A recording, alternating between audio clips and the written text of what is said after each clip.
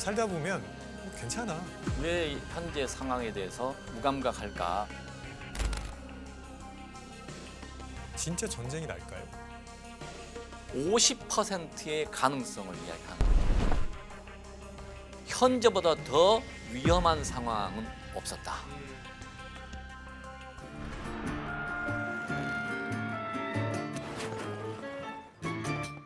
네, 안녕하세요. 인지심리학 공부하는 김태훈입니다. 네, 안녕하십니까. 마찬가지 인지심리학자이자 군사심리학 전공하는 김용주 교수입니다.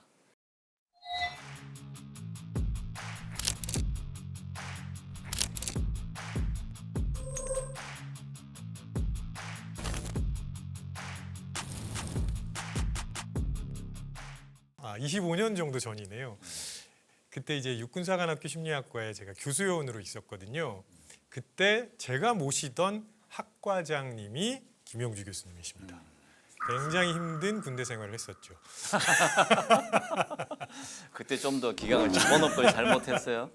또 굉장히 그 독특한 이력도 많이 가지고 계시잖아요. 군에서는 한국 육사도 나오고 또 독일 육사도 나오고 학문적으로는 한국에서 공부를 하고 독일에서도 공부하고 폭넓은 경험을 했다라고 생각은 합니다. 또 우리나라 군대에서 중추적인 역할을 하는 육군사관학교에서 30년 넘게 그렇죠. 생도들을 가르치셨고 육사에서 우리 재밌는 시간을 많이 보냈잖아요, 그렇죠?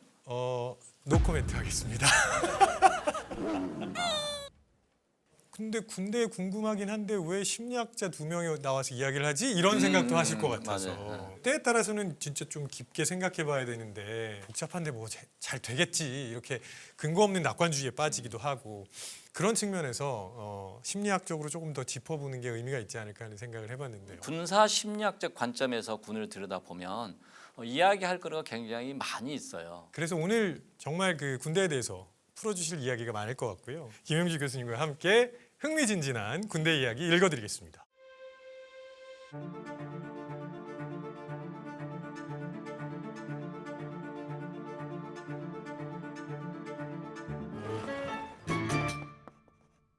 이런 질문을 받았어요.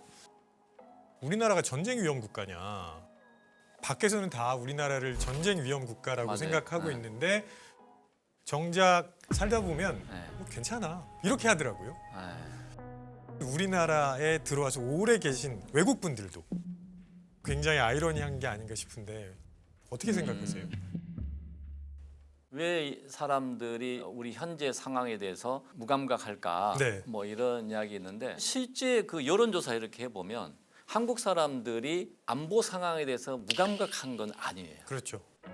지금의 안보 상황을 어떻게 보느냐 이렇게 질문을 하면 위험하다고 생각한다라고 응답한 비율이 꽤 있어요. 우리의 판단이 안보 불감증이라고 앞서는 거 그건 왜일까? 제가 보기에는 2가지 정도가 있는데 하나는 무뎌지는 게 있고요. 하나는 위험에 대한 인식이라는 측면이 있거든요. 대표적인 게 혹시 미역국이 위험하다는 생각 해보셨습니까? 미역국 맛있죠. 근데 뭐 위험하기까지는 생각을 못했는데 2017년에 호주의 이제 뉴사우스 웨일즈 주의 보건당국에서 한국 산모들에게 미역국의 위험성을 경고한 적이 있습니다. 그래요? 네. 우리 산모들이 제일 선호하는 게 미역국이었는데. 그러니까요. 왜 그러냐면 요드 함유량이 너무 높다는 거예요. 아하. 그러니까 보통 산모에게 하루에 한 25 마이크로그램 정도면 충분한데 미역국에는 1000 마이크로그램이 넘는 수준으로 미역이 들어있습니다. 그럼 과다 섭취가 되는 그렇죠. 거예요? 네. 아하. 생각지 못한 부분이네요. 그렇죠. 진짜 위험한가? 위험하다고 인식하기 시작하면 정말 위험해진다고 생각하는 건데 결국 우리나라 사람들이 북한의 도발이나 위협에 대해서 어떻게 인식하고 있느냐 이게 네. 훨씬 중요한 게 아닌가 싶다는 거죠. 안보 불감증 관련해서 이야기한 게 공감이 많이 된 게 있었어요. 안보 상황에 대해서 위기를 느끼고 있지만 무감각한 것처럼 행동을 하는 이유가 뭐냐 이 하면서 인지 부조화로 설명을 또 하더라고요. 인식은 하는데 할 수 있는 게 없는 거예요. 그렇죠. 할 게 없으니까 할 게 없는 상황으로 도외시하는. 그래서 안보 무력감, 안보 불감증이 아니라 안보 무력감으로 설명하는 그러한 사람들도 있었고요. 분명히 위협이 있는데 그렇다고 지금 당장 뭘 할 수 있는 것도 없으니까. 그렇죠. 그래서 그런 생각을 하는 게 어찌 보면 어쩔 수 없다. 어쩔 수 없다. 네. 이 부분을 타결할 수 있는 것은 정확한 정보를 국민에게 알려줘야 돼요. 그렇죠. 네. 이 핵의 위험성이 어느 정도인가, 이 정보를 정확히 전달 안 됨으로써 발생하는 불감증도 있을 수 있다. 위기의식을 줘야 돼요. 우리나라가 이렇게 우크라이나처럼 전쟁이 나고 그러면 누가 피해를 받느냐? 우리 형제 자매들.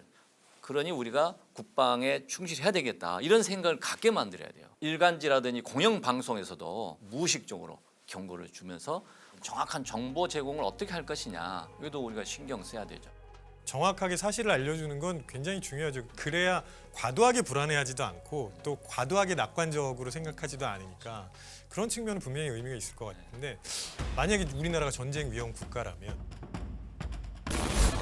진짜 전쟁이 날까요? 가능성을 가지고 우리가 이야기할 수 있죠. 그렇죠. 한번 제시해 보십시오. 우리 제가 먼저 해보겠습니다. 몇 프로 정도? 한 15% 정도 생각했어요. 15%. 왜 그렇게 생각했냐면 전면전만 전쟁이 아니잖아요. 국지전까지 다 포함해서 네. 지금부터 뭐 한 10년 동안 100건의 전쟁이 벌어진다면 그중에 15건은 우리나라에서 있을 것 같다는 생각을 한 게, 휴전 이후에 53년부터 2010년까지 북한이 무려 220번 정도 도발을 했고요. 그중에 무력 도발이 26건이에요. 네, 네. 이 쓰레기 풍선도 도발이에요. 그렇죠. 네, 네, 이것도 네, 도발입니다. 네. 그래서 지속적으로 지금 도발이 있기 때문에 한 15% 정도로 예측을 해봤습니다. 미국의 38노스라는 최근에 기고된 거 보면 북한이 핵실험할 가능성 35%다 이렇게 보는 거예요. 그 다음에 27년 2월에 중국이 대만을 침공할 것이다. 27년 2월에 10% 가능성이 있다는 거예요. 이런 퍼센트를 합쳐서 50%의 가능성을 이야기하는 거죠. 언제 2027년에 50%라고요? 앞으로 가능성에 대해서 어. 밖에서는 굉장히 우리 그 한반도 정세에 대해서 위기 의식을 느끼고 있고 아마도 1950년 이후에 현재보다 더 위험한 상황은 없었다. 그럼 미군에서는 지금 50% 정도로 보고 있는데 미국. 김용주 교수님은 몇 퍼센트 정도로 보고 계십니까? 저는 이제 전쟁의 가능성을 그렇게 쉽게 이야기할 수는 없지만 우리의 지정학적 위치가 굉장히 하이브리드 스리트, 많은 위협들이 공존하고 있어가지고 북한의 핵 위협, 중국의 대만과 이런 문제, 우크라이나 러시아의 네. 전쟁 문제 이런 데에 있어서 촉발 요인이 될 수도 있지 않는가. 그래서 물이 지금 끓고 있는 수준이다. 이렇게 저는 생각은 하고 있어요. 사실 우리나라에서 다시 전쟁이 일어나면 안 되잖아요. 네. 그렇기 때문에 또 그런 생각을 조금 더 많이 해보고 대비를 해야 될 것 같기도 한데, 만약에 진짜 만약에 다시 한번 전쟁이 벌어진다면 네. 어떻게 전개될 거라고 생각하세요? 북한에서는 현재 미사일을 액체에서 고체로 지금 바뀌었어요. 그러면 네, 이게 네. 미사일을 세워서 준비하는 데 시간이 엄청 단축되는 그렇죠. 거예요. 네. 그랬을 때 김정은의 입장에서는 때릴 때 저는 무자비하게 그냥 갖다 때릴 것 같아요. 일반인들은 잘 모를 수도 있거든요. 왜냐하면 우리나라가 사드도 들여왔고 킬체인도 구축하고 있다는 그렇죠. 얘기 나오고.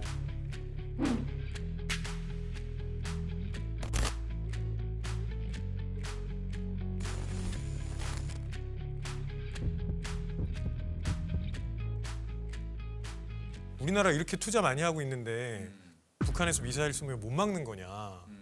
우리나라가 킬체인이 그것을 30분 안에 이제 준비해서 타격하는데 30분 이전에 준비해서 때리면 우리는 막을 수가 없어요. 폭탄이 하나 떨어지면 도시가 발달해 있어가지고 그 순간 서울은 완전 아비규환. 그렇죠. 네. 콘크리트 유토피아 영화에 본 거 그 이상으로 막 이렇게 될 가능성도 있어요.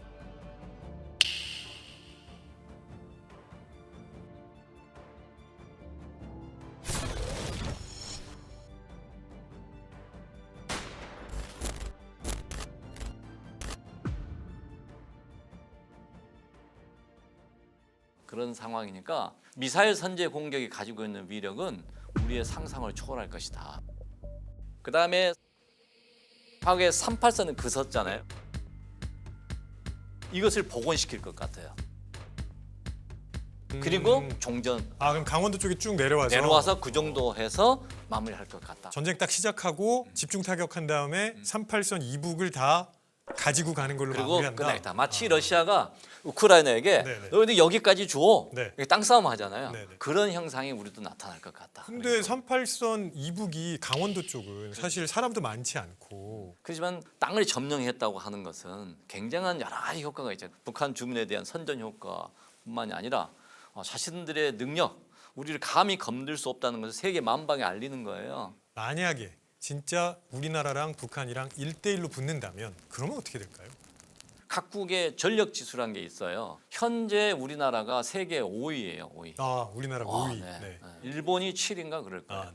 그다음에 북한이 36인가 4인 정도예요. 그러면 이렇게 보면 우리보다 한참 밑에네. 그러니까 우리가 전쟁이 나와도 당연히 이기겠지.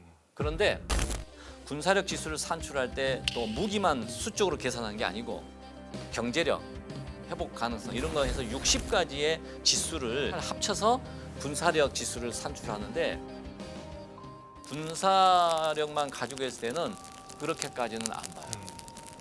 그리고 결정적인 거는 뭐냐면 선제 공격을 할 수가 없어요. 그래서 군사력이 우리가 1이라면 북한이 1.6이라고 판단하는 그런 전문가들도 있다는 거죠. 그래서 저는 거기에 공감을 해요.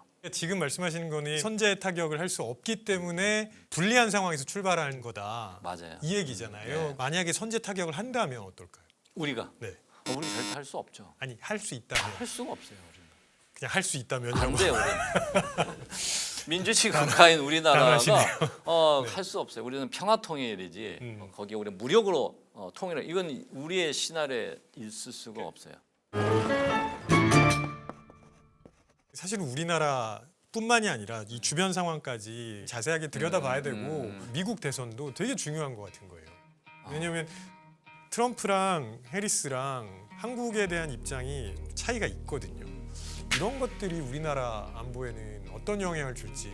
미국 대통령이 누가 되더라도 이 현재 상황은 굉장한 긴장 상태다. 이렇게 트럼프라고 하는 참 독특한 그동안 한 번 대통령 하면서 보여줬던 행적 자체가 네. 경제적인 이득을 위한 협상?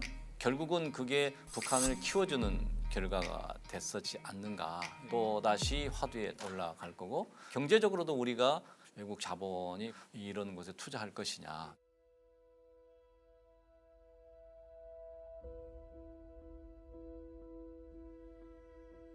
특히 트럼프가 대통령이 되면 대만 방어 전선이 좀 약화돼서 그래서 연쇄적으로 마치 도미노처럼 우리나라에 더 큰 위협이 있을 거다. 게다가 주한미군도 막 철수하겠다는 얘기가 공공연하게 나오고. 그래서 아까 중국이 27년 2월이면은 연습으로 위장된 침공을 할 것이다. 남한에 있는 미군들이 지원을 하러 가고 하면 그 거점에 대한 타격을 중국이 할 가능성도 있지 않는가. 이 또한 또 긴장을 고조시키는. 그래 이래도 긴장이 되고 저래도 긴장이 되고 아주 복잡하게 얽혀 있는 거기 때문에 관심을 가지고 보지 않으면 네. 사실 놓치는 게 많을 수밖에 없습니다.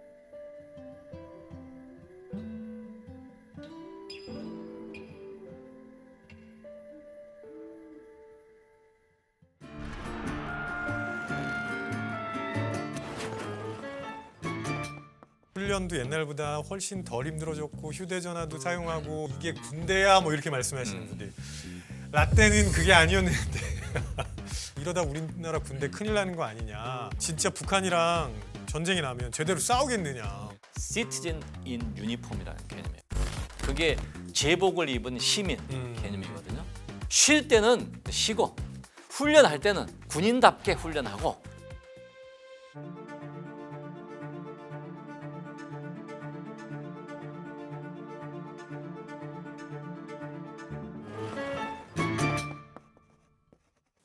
육군사관학교의 41기시잖아요. 41기죠. 1981년 네. 대학으로 하면 81학번. 네네. 네. 육군 참모총장이 훨씬 후배이신 거죠? 예, 한 6년 후배. 그러니까 6년 제 후배. 생도 때 네. 육사에 들어오지 않았던 이제 그런 거고 육사는 심리학과가 60세 정년 퇴임이라서 제가 이제 22년에 정년 퇴임을 군에 42년간 42년이요? 42년이죠.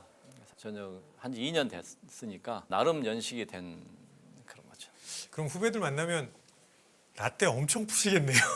그래서 주의하고 있어요. 그 라떼 그 비난을 받지 않기 위해서 이제는 이제 뭐 후배 만나면 아마랑 그 반만 사준다든가 또 그냥 카드만 준다든가 뭐 이렇게 해야죠. 입은 닫고 지갑은 열어라. 지갑은 열어라. 아, 역시 훌륭한 선배님. 그렇게 실천하려고 노력하고 있습니다. 네. 그래서 군에서 무려 42년간 있으셨던 김용주 교수님이랑 오늘은 군 관련된 라떼 이야기를 라떼. 한번 풀어보려고 합니다. 네.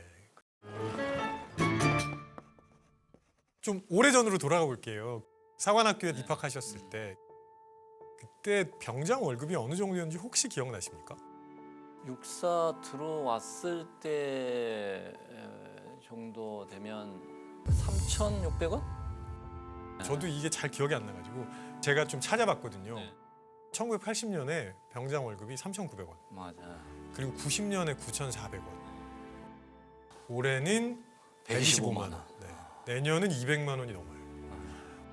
물론 이제 물가가 많이 올랐으니까 뭐 당연히 올라야 되는 부분이 있겠지만 또 꽤 많은 분들은 아니 무슨 군인이 이렇게 월급을 많이 받아? 직업 군인도 아닌데 군에서는 어떻게 보고 계시는 건가요?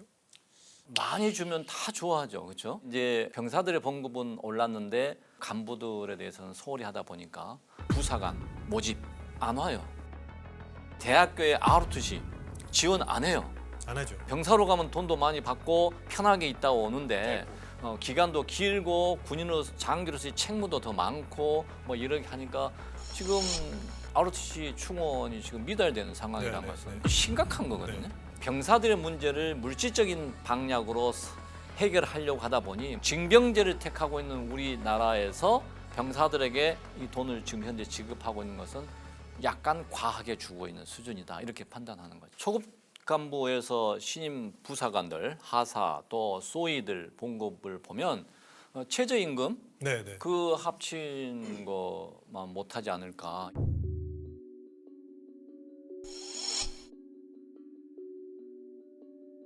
부사관들이랑 초급 장교는 이게 뭐지 이렇게 생각할 것 같아요. 과감하게 복지 개선을 하지 않는 게 지금 현재 상황이다 보니 이런 기형적인 결과가 나왔다고 저는 판단을 해요. 빨리 이것은 제대로 잡아야 되겠다. 그러면서 또 나오는 얘기가 얘네들 훈련도 옛날보다 훨씬 덜 힘들어졌고 휴대전화도 사용하고 여가도 보내고 이게 군대야 뭐 이렇게 말씀하시는 분들. 라떼는 그게 아니었는데 저 때도 아니었습니다. 그때도 좀 약간 좀 여유 있게 보냈죠. 저 굉장히 힘들게 훈련 받았어요. 그랬어요? 네. 본인 생각과 또 이게 남이 볼 때는 다른 것 같아요. 제가 전방 가가지고 그때 얼마나 힘들었었는데. 힘들다는 느낌도 상당히 주관적이죠. 그게. 근데 이제 그런 얘기들이 나오면서 뒤이은 얘기가 뭐냐면 자율적으로 군대 생활하고 이런 거 보장해 주는 거 좋은데 그러면 기강에 문제 생기는 거 아니냐. 그러면서 또 나오는 얘기가 옛날처럼 해야 된다 하시는 분들도 많거든요. 제가 훈련 받을 때 제일 싫어했던 게 분열이었습니다. 분열. 우리나라에서 분열은 팔 각도를 맞추잖아요. 그게 안 맞으면 맞을 때까지 계속 시켜. 저 진짜 밤 9시까지 훈련 받고 그랬거든요. 제식 훈련이 과연 필요한가? 왜냐하면 제식 훈련의 역사는 되게 오래됐죠. 이게 그리스 로마 군대부터 시작했으니까. 팔랑스 전술 같은 거 보면 진영을 아주 밀집된 상태로 유지해서 일사불란하게 움직였어야 되고 그게 실제로 전투에 도움이 됐었으니까 했던 건데 근데 그때는 제식 훈련이 전투에 도움이 됐었으니까 한 거였거든요. 지금은 그런 방식으로 전쟁을 혹은 전투를 하지 않거든요. 보여주기식 아닌가 하는 생각이 저는 많이 들어요. 제식 훈련이라는 게 의미가 있어요. 군에서 시키는 이유가. 이건 뭐냐면 유사시에 지휘관의 명령에 일사불란하게 움직이는 것을 습성화시키는 거고 의식화시키는 하나의 방법인 거예요. 그래서 이제 제식 훈련을 맨날 하는 것은 이건 또 불필요하게 과다하게 학습을 시키는 거니까 이건 아니고 설명을 해줘야 돼요. 무조건 강압적으로 하면은 문제가 되죠. 고로 새로운 방식, 이 MZ 세대에 맞는 리더십을 구사할 줄 알아야 된다. 초급 간부들이. 그러니까 특히 군에서 권위를 오해하시는 분들이 너무 많아가지고 지휘라는 개념하고 그 다음에 그 지휘관이 가질 수 있는 권위라는 그 개념을 조금 더 세심하고 정교하게 가르쳐 줘야 되는 게 아닌가 하는 생각이 들거든요. 옛날 우리가 권위주의적이다, 뭐 권위적이다 이렇게 하는데 이 어서리티 이런 것들이 거부적인 반응도 있지만 유사시에는 굉장히 강력한 힘을 발휘할 수도 있어요. 인권도 중요하지만 군에 가지고 있는 기본적인 속성 이것과의 조화해를 이루어야지 하나만 너무 하면 이거는 정말 그 전투력이 굉장히 약화된 군대가 될 수밖에 없죠. 근데 군대랑 민주주의랑 연결하는 거에 대해서 좀 부정적으로 생각하시는 분들이 되게 많은데 이게 자꾸 위계랑 상충된다고 생각하셔서 그런 것 같아요. 근데 민주주의에서 제일 중요한 거는 서로 존중하는 거잖아요. 물론 위계에 의해서 명령을 전달하죠. 그렇지만 전시는 아니더라도 평시에는 상급자가 하급자 의견을 들어줘야 되거든요. 그리고 명령을 해도 아까 말씀하셨던 것처럼 이게 왜 필요한지 설명해 줘야 되거든요. 맞아요. 네. 그런 모습들을 갖고 가자는 거지 기강을 무너뜨린다 뭐 이런 식으로만 자꾸 보면 논의가 좀 비생산적으로 가지 않을까 하는 생각이 들어서 요즘 초급 장교들이 지휘에 어려움을 겪는데 충분히 설명하고 따라올 수 있게 만들어주는 훈련을 좀 더 받으면 어떨까 하는 생각이 듭니다. 목적, 방향을 잘 설명해주고 스스로 따라오게끔 만드는 거, 동기 유발시켜주는 게 굉장히 중요해요. 해외 제도나 뭐 시스템이나 이런 거 많이 생각해 보셨을 것 같거든요. 이런 거는 우리나라 군에 좀 가지고 왔으면 좋겠다. 뭐 이런. 독일군을 운영하는 철학 그 중에 가장 대표적인 게 문민 통치예요. 네. Citizen in Uniform이라는 개념이에요. 그게 제복을 입은 시민 개념이거든요. 또는 뭐 군복을 입은 시민. 그러면 이 군복을 입은 또는 제복을 입은 시민이 뭐냐? 군인은 군복을 입고 있지만 시민으로서 가지고 있는 권리를 갖고 있다. 요 개념이거든요.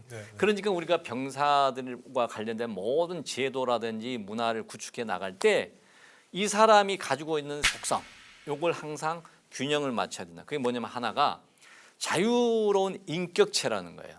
이거는 독일의 기본법에서 정해놓은 헌법적 국민 가치예요. 그것만 있느냐? 그게 아니라 군인은 거기 더불어서 전투원으로서의 역량을 강화시켜 나가야 된다라고 하는 책임이 있는 거예요.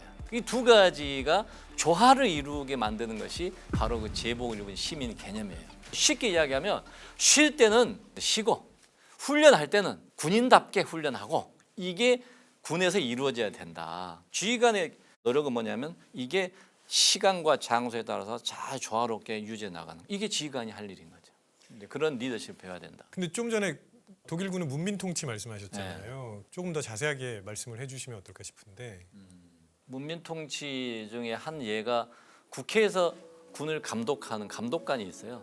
국회 감독관이 할 일은 군이 제대로 잘 돌아가는가를 감독하는 거예요. 우리가 도입하려고 하는 국방 엄부스맨 제도가 그런 거죠. 국방 감독관은 1년 동안의 군을 감독한 사실들을 국회에 보고하게 돼 있어요. 감독관에게 소원 수리가 올라오는 거죠. 그럼 실제 부대 가서 해서 해결하고 그런 것들을 이제 국회에 보고하는 제도가 이게 이제 결국 문민 통치 중에 그런 하나고 또 한 가지 이제 재밌는 그 제도가 우리 실생활에서 많이 우리가 경험하는 건데 규정이라든지 법규가 독일 같은 경우에는 이게 패러다임이 좀 달라요 우리하고. 우리의 패러다임은 뭐냐면 군에 들어오면 무조건 다 전면 통제.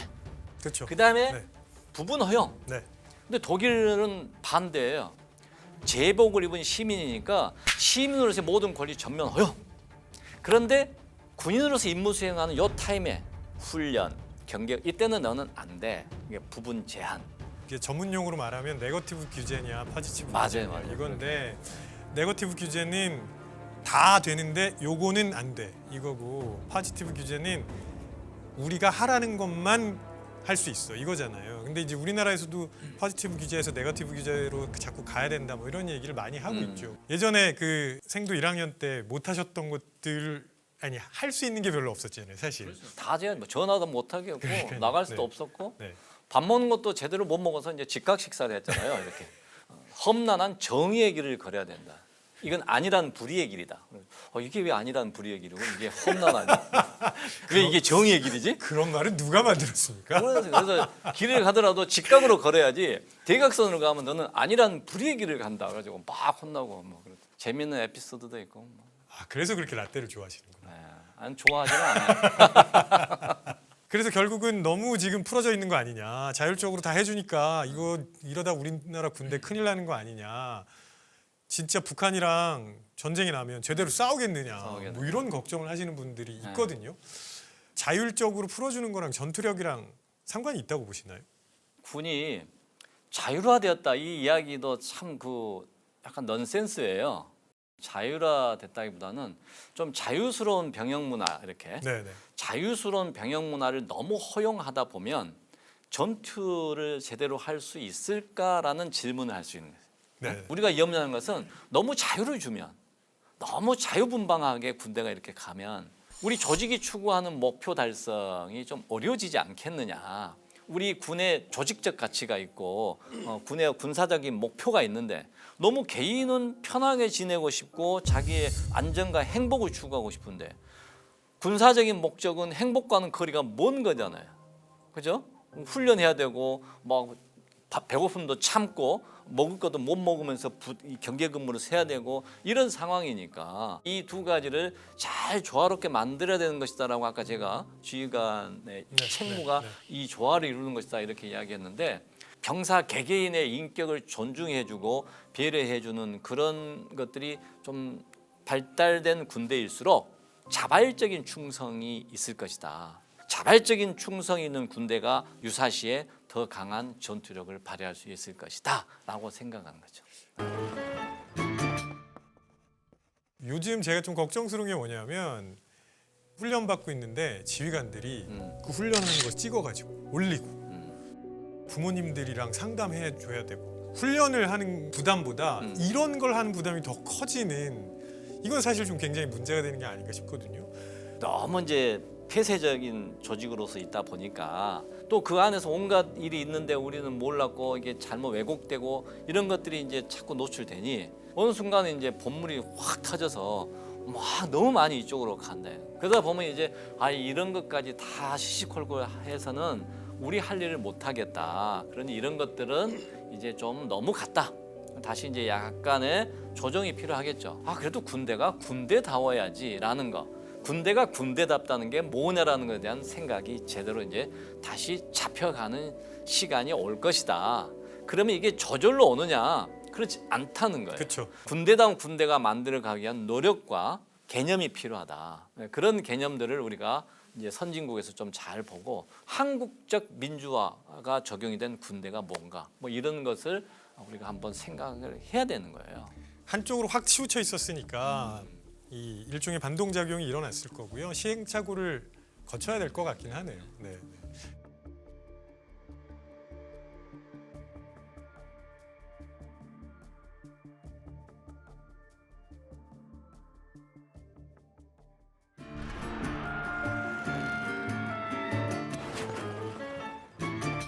우리나라의 특수부대가 몇 개나 있을까요?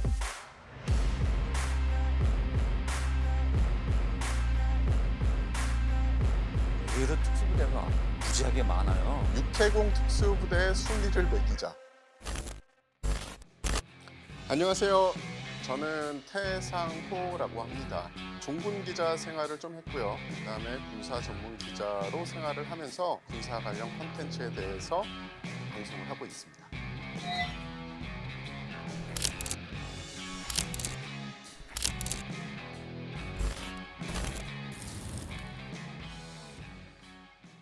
네, 안녕하십니까. 김용주라고 합니다. 군대에서 최정예 부대 하면은 특수부대. 특수부대. 예.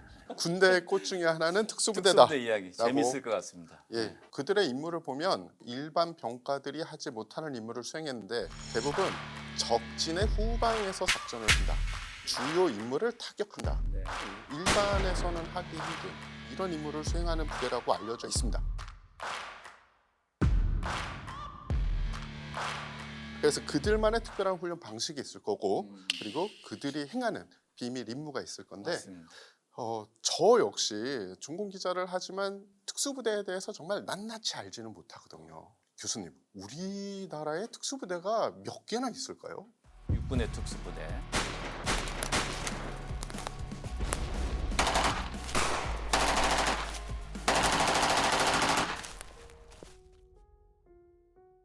해군.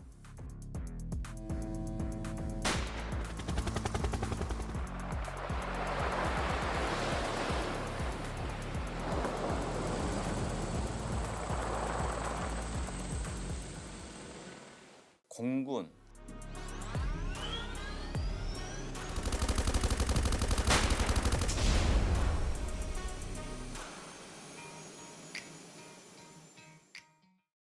이런 콘텐츠에 꼭 나오는 질문 있죠. 육해공 특수부대의 순위를 매기자. 뭐 이런 임무는 이 부대가 강하고 이런 임무는 저 부대가 강해서 딱 원픽을 하기 힘들지만 그래도 실전 기준이라면 나의 원픽은 아덴만의 여명 작전을 성공리에 행한 UDT 실이다. 해군의 UDT 그러면 사실 해저 폭파 부대거든요.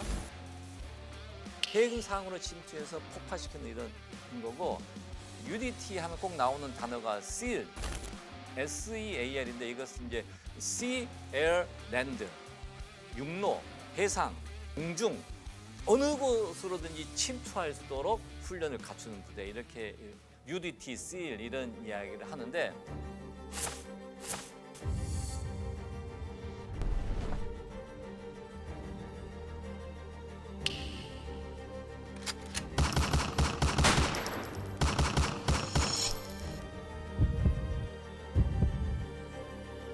자, 여기서 교수님의 원픽 한번 들어보겠습니다. 또 제 제자 중에는 그 707 부대장을 한 제자들, 또 이들이 이제 저한테 와서 훈련 횟수만 들어보면 굉장한 훈련 강도가 높다. 707 부대는 10.12 사태를 주동했던 사람들이 특전사령관을 연행하는 과정에서 아니 이게 사령관이 그냥 그대로 쉽게 잡혀가니까 이게 뭐냐. 특전사령관은 굉장히 중요한 작전하는 최상위 사람인데 이 사람을 지키는 조직이 없다는 게 이게 좀 그렇다. 그래서 요원을 선발할 때 특전사 각 공수 여단에 있는 인원 중에서 선발을 해서 훈련시키고 그러다 보니까 굉장히 훌륭한 부대로 발전한 거죠.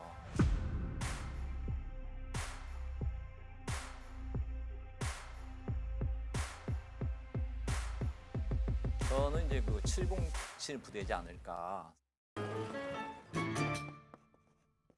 최근에 실제 작전을 수행해서 국민들에게 많은 찬사를 받은 대한민국의 특수부대가 있습니다. 아, 네. 2021년 네. 당시 아프가니스탄에서 다국적군이 철수를 할 때 우리를 돕던 아프간인들 그리고 대한민국 국민들을 탈출시키는 미라클 작전을 아주 성공적으로 수행을 하면서 국민들 사이에서 최고의 특수부대가 공군에 있었구나. 공군 제259 특수임무대대, CCT죠. CCT. 예. First in, last out. 이게 CCT가 Combat Control Team. 먼저 적진에 들어가서 아군의 항공기를 유도하든지 아니면 폭격을 지원하든지 뭐 이런 임무를 수행하는 부대라고 알려져 있는데, 전시라고 하면은 굉장히 위험한 항공 수송을 이제 어떤 특정 지점에 유도하는 이런 임무를 해야 되는데 거기에 필요한 부수적인 훈련들이 꽤 많다 보니까 체력 훈련도 필요하고 항공에 유도하기 위해서는 이제 교신하는 훈련도 해야 되고 비행기로 투하되려면 공수 훈련, 그러니까 이 CCT라고 하는 부대의 훈련 수준이 굉장히 고도화될 수밖에 없구나. 그래서 정상적으로 임무 수행하는데 가려면 한 7년 뭐 이렇게 걸려야 붉은 베레모, 여기는 이제 붉은 베레모가 자신들의 아이덴티티에 대한 굉장한 자긍심을 주는 그런 색깔인 것 같아요. 그다음에 이제 CCT 버금가는 조직이 SAR이라 해가지고 조종사 한 명을 양성하는 거 엄청난 돈이 들거든요. 조종사를 구조하는 임무를 하는 특수부대가 있어요.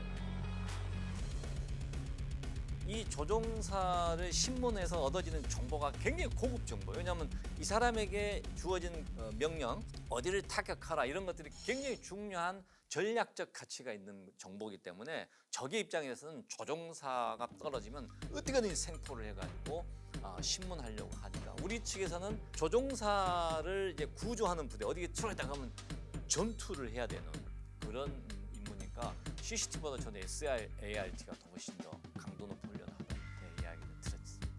네. 또 영화의 공군 특수부대 아주 숨겨져 있는 부대가 또 하나 나온 적이 있지 않습니까? 실미도 부대라고 하는. 네네, 그렇죠. 실미도 하면 사람들이 이제 연관해서 하는 부대가 HID 부대, 헤드쿼터 인텔리전스 디태치먼트인데 국가공작원, 잔인한 훈련, 정보를 탈취해오는 그런 조직이 HID였거든요.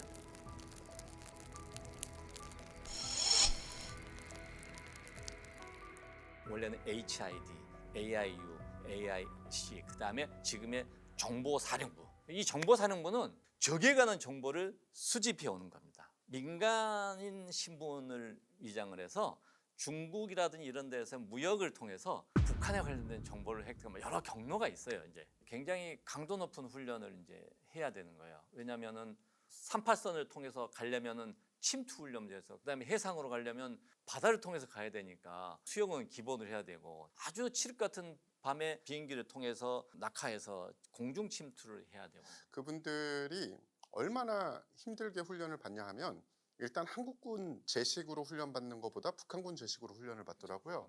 가장 큰 차이가 뒤로 도라를 시키면 그쪽 출신 분들은 한국군과 반대 방향으로 돕니다. 왜냐하면 북한군 제식은 한국군과 반대 방향이에요.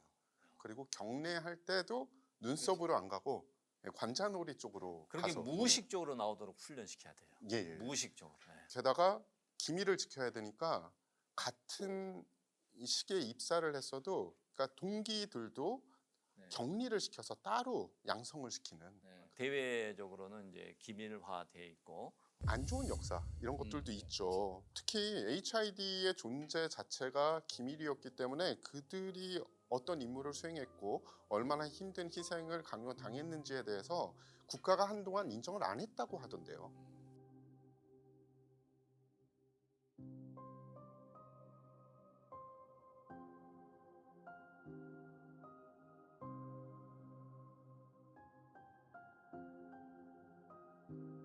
원래 이제 이 HID는 6.25 이후에 1961년까지 민간인을 이용해서 북쪽으로 보내가지고 정보를 첩보를 수집하는 그런 조직들이 꽤 많이 있었어요. HID라고 했던데 그 다음에 이제 설악산 개발단 이렇게 해서 설악산 개발단이 한 개가 있는 게 아니고 몇 군데가 있었어요. 근데 그 인원들을 이제 북으로 보내면 거의 이제 주구라고 하는 건 똑같은 거예요. 그러니 정상적이고 일반적인 사람들에서 선발해서 했을 때 부수적인 그 문제들, 분쟁의 소지들이 너무 많은 거예요. 그래서 파견을 보낸 사람이 죽어도 별 문제가 안 될 만한 자원들을 선발해야 되겠다는 생각이 들었겠죠.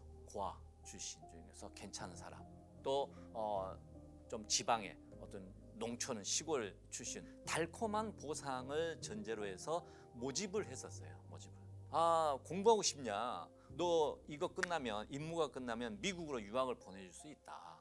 또 이거 끝나면 너 통장에 얼마 이렇게 하고 네 자기 사업을 할 수 있다.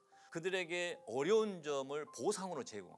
그러면은 이제 운영한 사람 입장에서는 거기에 대해서 책임질 일이 없어지잖아요. 그런 가게 배경에서 일이 있었는데 그러다 보니까 사실은 보상에 대한 이런 것들이 명확하게 명시되지 않고 그것을 모집했던 사람도 그렇게 이야기했지만 그 상급 부대에서는 그런 자원을 제공 안 해주면 할 수가 그게 거짓말이 돼버리는 거잖아요. 약속을 지키지 못하는 경우들이 많았고 그런 것들의 약속이 철저히 잘 이행이 되어야 지속성이 있는 조직이 되거든요.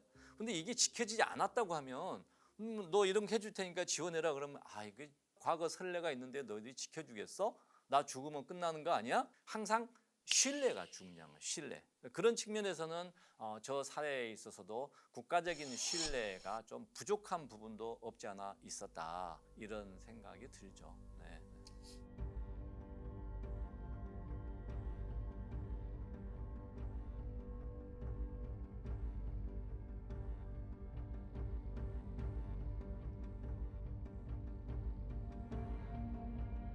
시대마다 달라지는 것 같아요. 그럼요. 법제가 바뀌면은 늘어나기도 합니다. 왜냐하면 대테러법이 생긴 뒤에 그 전에는 초동 대응팀이었던 SDT가 국가지정 대테러 부대로 활동을 하게 됐고, 맞아요. 그러면서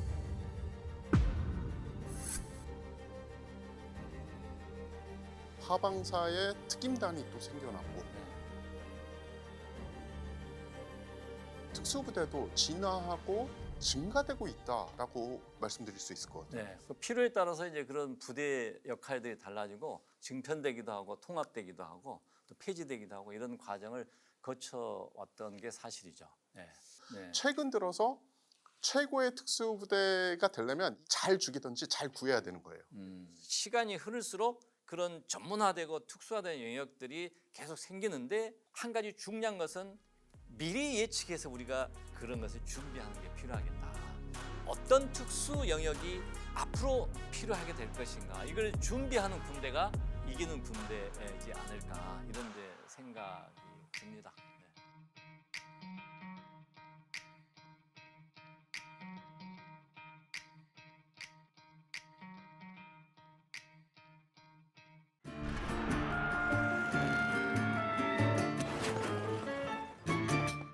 꿀보직, 보일러병이 있었고요. 조개탄병, 이발병, 제초병, 붕어빵병, 차트병, 건산병, 희한하고도 애매한 이 보직들이 있었어요. 쓰레기 소각병, 분류차 운전병, 지도병, 목공병, 용접병. 누구네 부대가 제일 힘들었을까?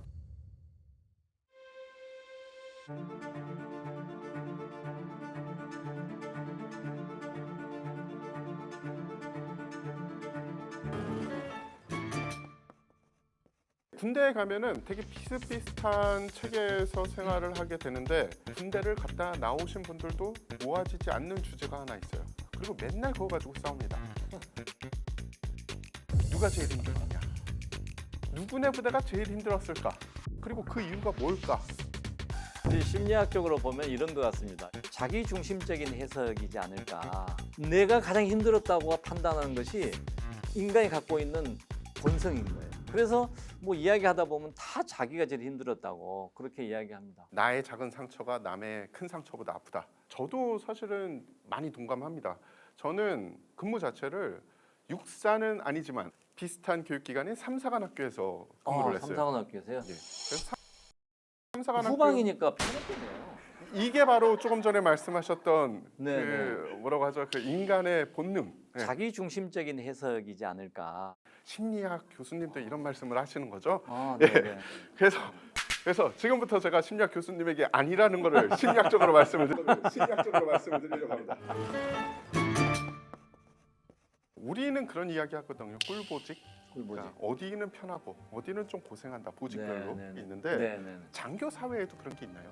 병가를 선택하지 않습니까? 예를 들어서 생도들도 병가를 선택하는데 잘 몰라요. 병가에 대해서.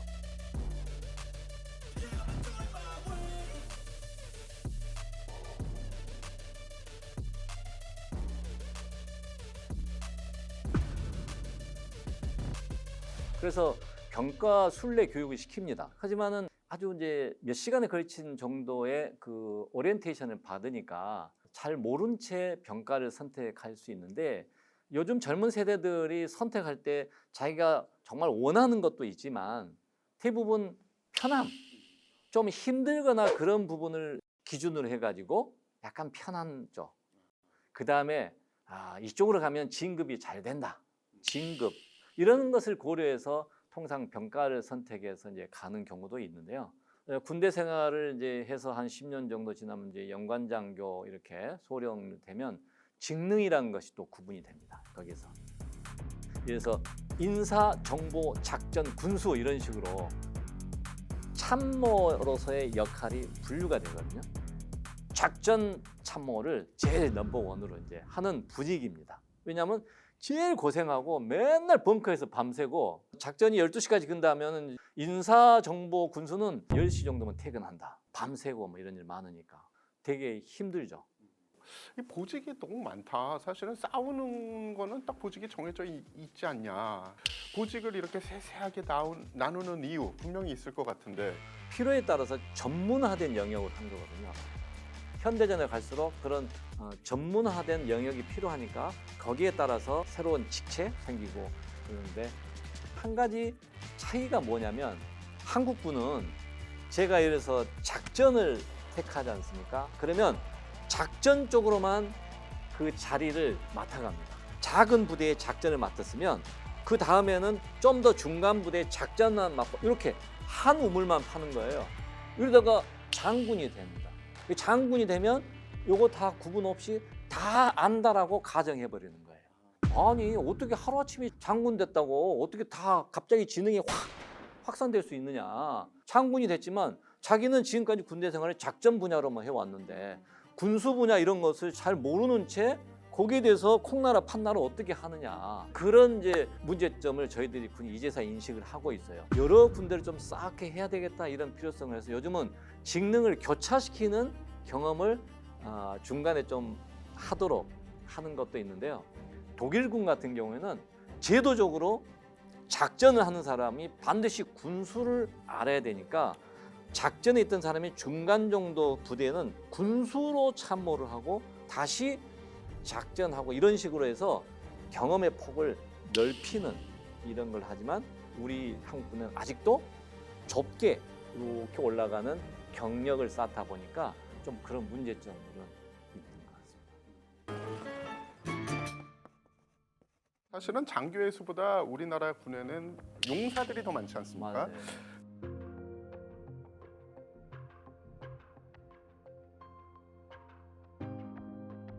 그래서 용사들의 병과도 약간 조정이 필요하거나 새로운 직능이 생길 가능성도 좀 있을 것 같습니다. 예전엔 이런 것도 있었어. 보일러병이 있었고요. 조개탄병, 쓰레기 소각병, 분료차 운전병, 이발병, 제초병, 붕어빵병, 차트병, 지도병, 목공병, 용접병, 전산병, 희한하고도 애매한 이 보직들이 있었어요.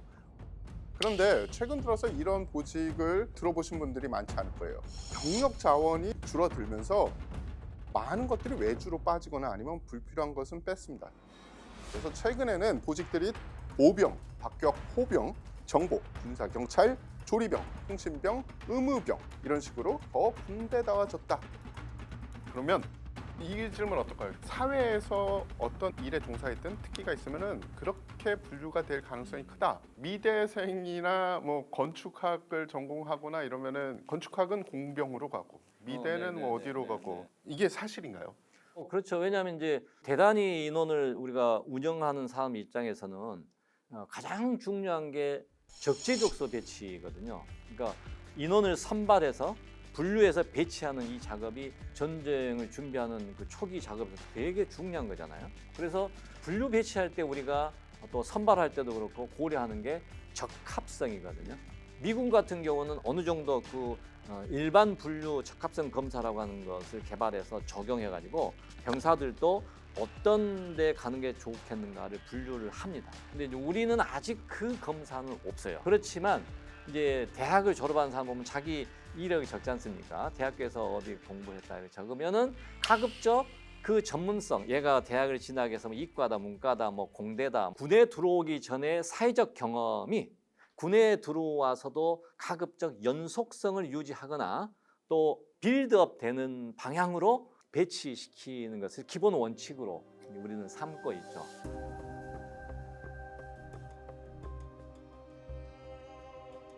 궁금한 게 하나 있는데요. 군대 병과 직능이 이렇게 복잡하게 된 어떤 사건이라든지 아니면 예를 들어 주실 수 있는 게 있다면 어떤 게 있을까요? 인문학적으로도 봐도 분화될 수밖에 없는 그런 게 과거 고대 전투하면 팔랑스를 유지해가지고 공격 앞으로 이렇게 하면은 전부 다 착착착 굉장히 그 심플한 능력만 필요한 거지 않습니까? 담력, 체력 이런 시대의 전투라고 하면 다 보병이죠. 뭐. 근데 저쪽에서는 기마병이라는 게 나타나고 그다음에 조총,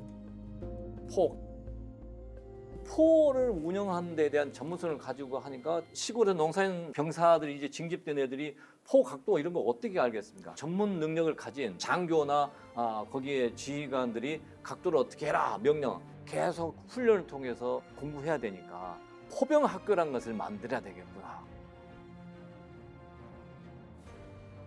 그러다 1차 대전 하면서 갑자기 탱크가 나타나니까 전차와 관련된 무기 체계 어떻게 기동할 것이고 뭐 이런 관련된 걸어서 가는 군을 운영하는 지식과 차량화된 무기 체계를 운영은 전혀 다르니까 그럼 어떻게 할 것이냐 이런 것들에 따라서 점점점 병가가 늘어나기 시작한 겁니다.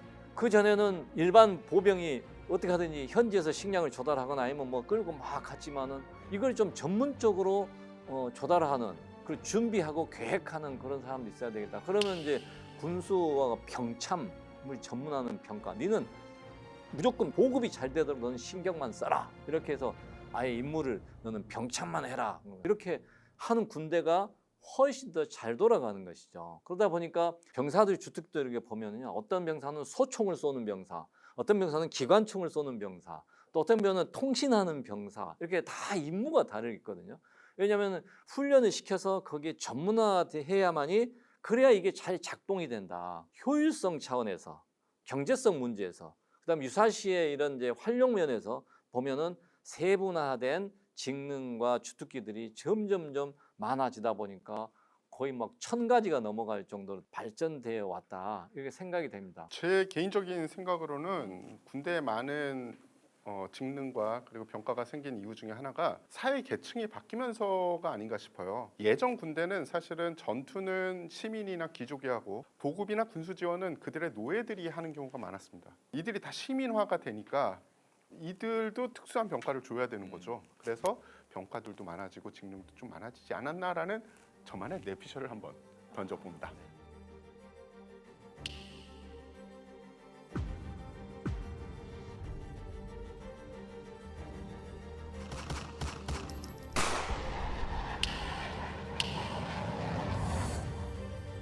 과거에는 국가 속에 또 하나의 국가였거든요. 군대가. 그러니까 군내에는 지휘관이 사실은 3권을 다 가지고 있는 사람입니다. 입법, 사법, 행정을 다 가지고 있는 무소부위한 이 권력을 가지고 있는 사람이었는데 평상시에 이제 이런 그 사법권을 지휘관이 갖지 말고 분리시키려고 하는 이런 작업이 있지만 일반 사회에서 이루어지는 모든 이런 기능들이 군 자체 내부에서도 다 이루어져야만 된다고 생각하니 사회처럼 많은 직군이 있듯이 군대도 그렇게 다양한 직군이 있을 수밖에 없다.